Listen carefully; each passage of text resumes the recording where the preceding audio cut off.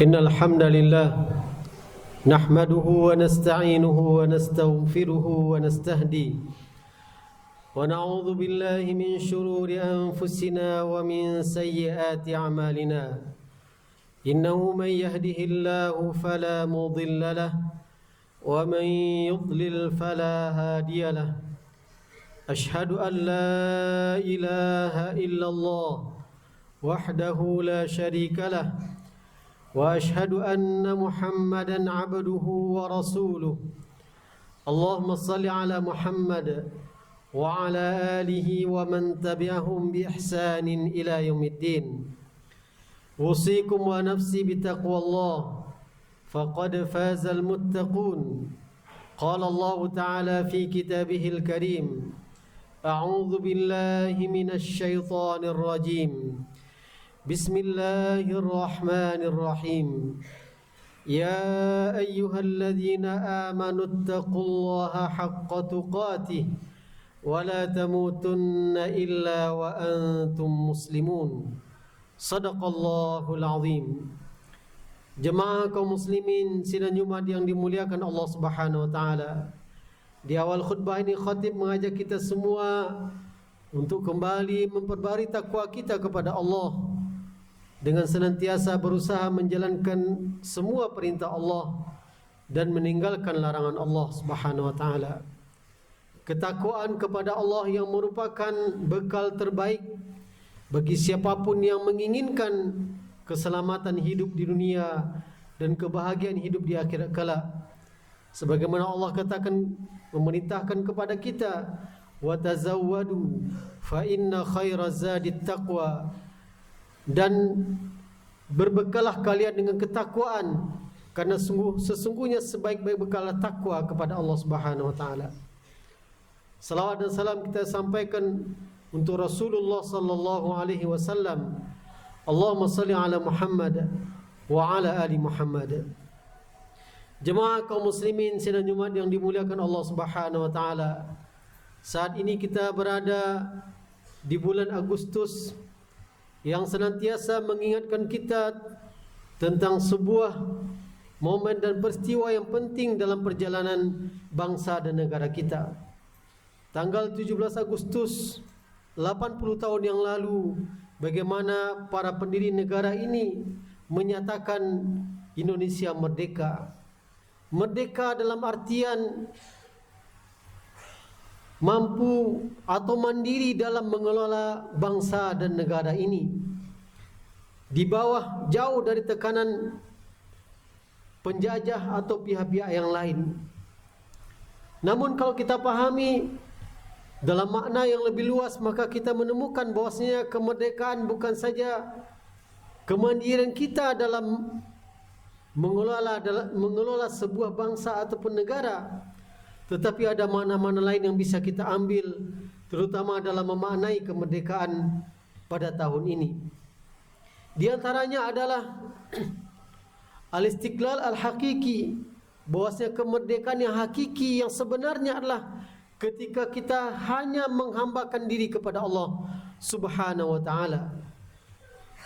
Karena bisa saja ketika kita pindah atau bebas dari sebuah penjajahan dari pihak asing, dari bangsa yang lain, namun kadang dalam realitanya kemudian kita tetap terjajah, bahkan terjajah oleh bangsa sendiri.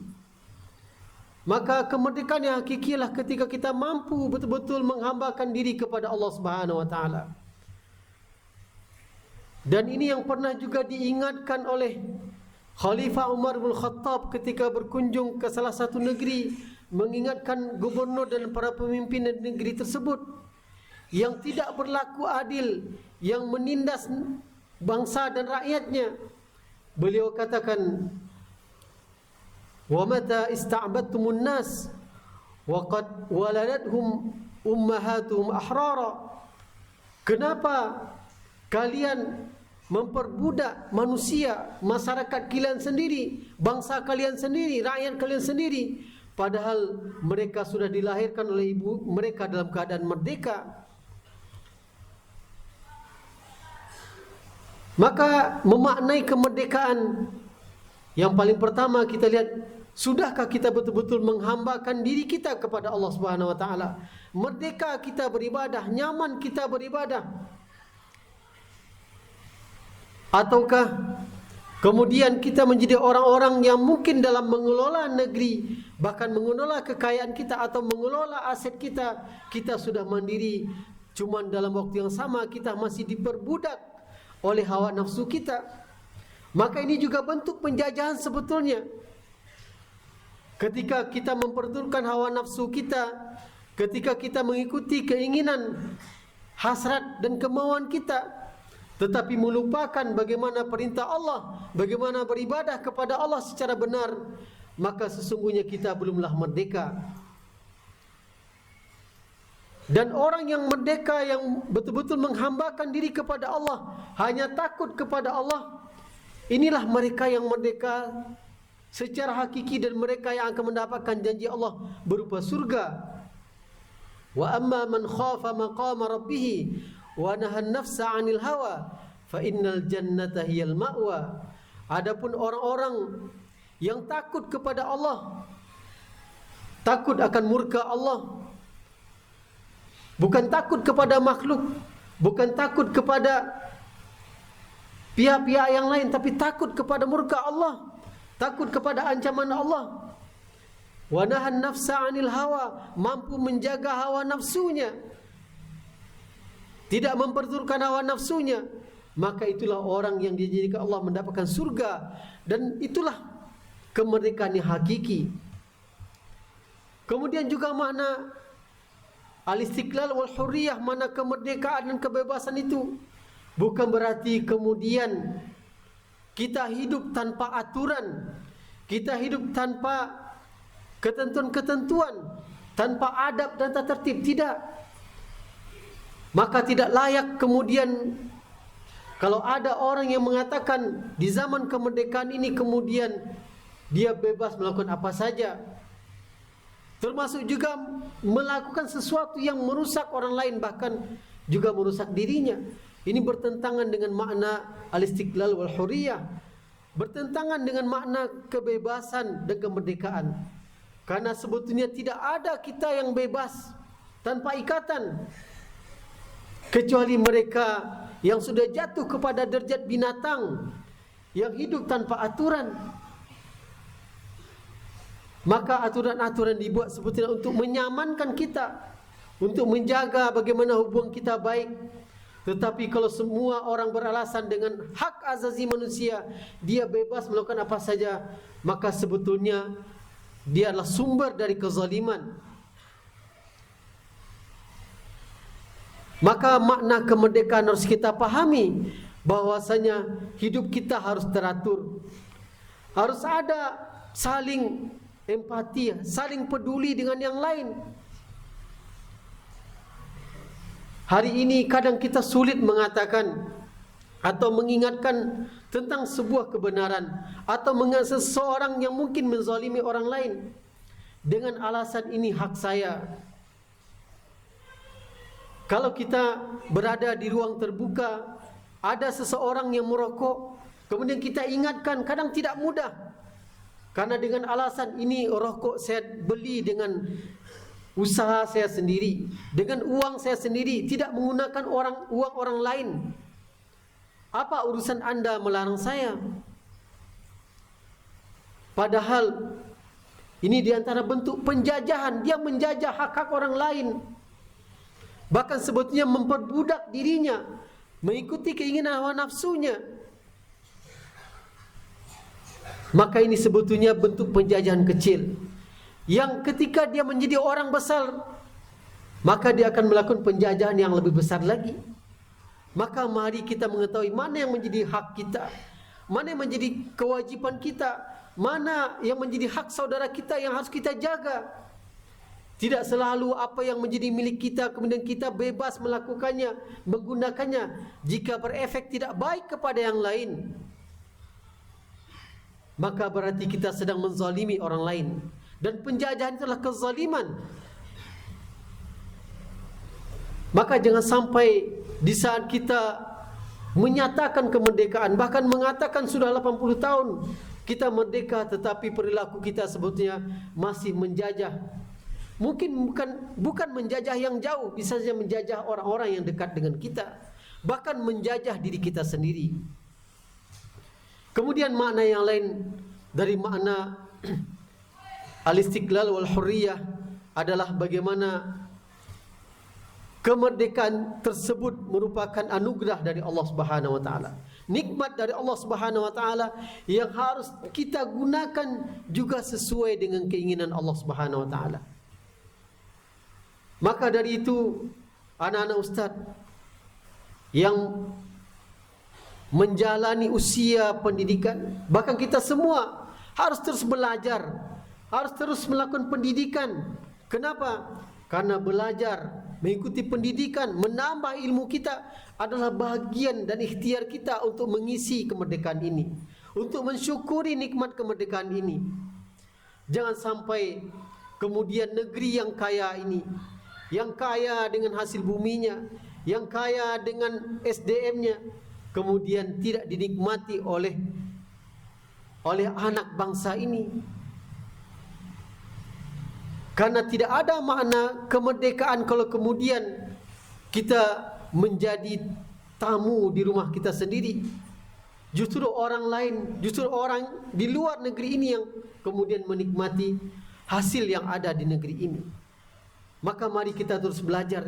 Jangan pernah berhenti belajar. Jangan mencukupkan sampai di sini saja. Karena negeri ini membutuhkan orang-orang yang hebat, membutuhkan orang-orang yang cerdas, membutuhkan orang-orang yang berilmu agar mereka mampu mengelola negeri ini dengan baik. Dan tidak saja sekedar ilmu, ada yang lebih tinggi dari ilmu, yaitu adab. Berilmu dan beradab, maka ini yang akan menjadikan bangsa dan negeri kita akan dihargai, akan dipandang. Dalam sebuah ungkapan Arab dikatakan, innamal umamu akhlaqu ma baqiyat wa inhum zahabat akhlaquhum zahabu.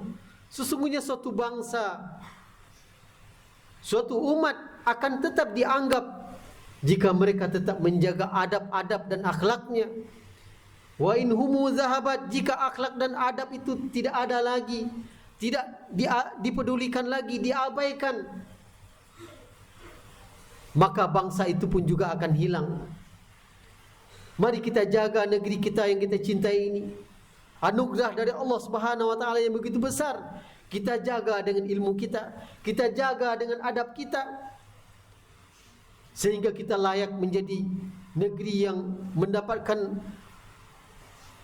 ridha dari Allah Subhanahu wa taala, mendapatkan maghfirah dari Allah Subhanahu wa taala, negeri yang ketika kita tinggal, kita hidup di sana, kita merasakan kedamaian, kenyamanan. Hal-hal yang menjadi PR selama ini harus kita perbaiki dan harus kita mulai dari diri kita. Dan diantaranya adalah dengan menambah ilmu kita, menambah wawasan kita, mempertinggi akhlak dan karakter dan moral kita.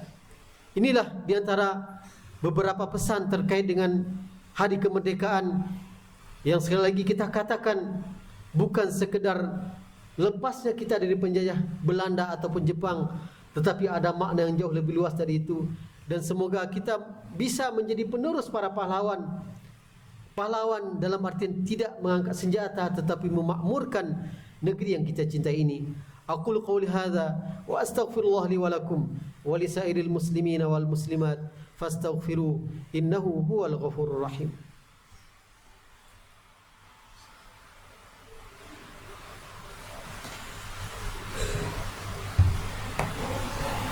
Alhamdulillahilladzi hadana lihadza wa ma kunna linahtadiya laula an hadana Allah. Asyhadu an la ilaha illallah wahdahu la syarikalah wa asyhadu anna Muhammadan abduhu wa rasuluh. Allahumma salli ala Muhammad wa ala alihi wa man sara ala nahjihi wattaba'a sunnatahu ila yaumil qiyamah.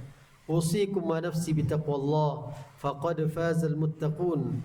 قال الله تعالى في محكم التنزيل وهو أصدق القائلين أعوذ بالله من الشيطان الرجيم بسم الله الرحمن الرحيم يا أيها الذين آمنوا اتقوا الله وقولوا قولا سديدا يصلح لكم أعمالكم ويغفر لكم ذنوبكم ومن يطع الله ورسوله فقد فاز فوزا عظيما إن الله وملائكته يصلون على النبي يا أيها الذين آمنوا صلوا عليه وسلموا تسليما اللهم صل على محمد في الأولين وصل على محمد في الآخرين وصل على محمد في الملأ الأعلى إلى يوم الدين اللهم اغفر للمسلمين والمسلمات والمؤمنين والمؤمنات الأحياء منهم والأموات إنك سميع قريب مجيب دعوات يا قاضي الحاجات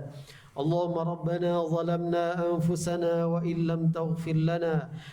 لم تغفر لنا وترحمنا لنكونن من الخاسرين اللهم حبب إلينا الإيمان وزينه في قلوبنا وكره إلينا الكفر والفسوق والعصيان واجعلنا من الراشدين اللهم انصر إخواننا المستضعفين في فلسطين اللهم انصر إخوان المسلمين المستضعفين في فلسطين اللهم انصرهم على أعدائهم يا رب العالمين اللهم كن لهم معينا ونصيرا اللهم كن لهم معينا ونصيرا اللهم إنهم جوعى فأطعمهم اللهم إنهم جوعى فأطعمهم اللهم إنهم جوعى فأطعمهم اللهم ربنا آتنا من لدنك رحمة وهيئ لنا من أمرنا رشدا اللهم ربنا آتنا في الدنيا حسنة وفي الآخرة حسنة وقنا عذاب النار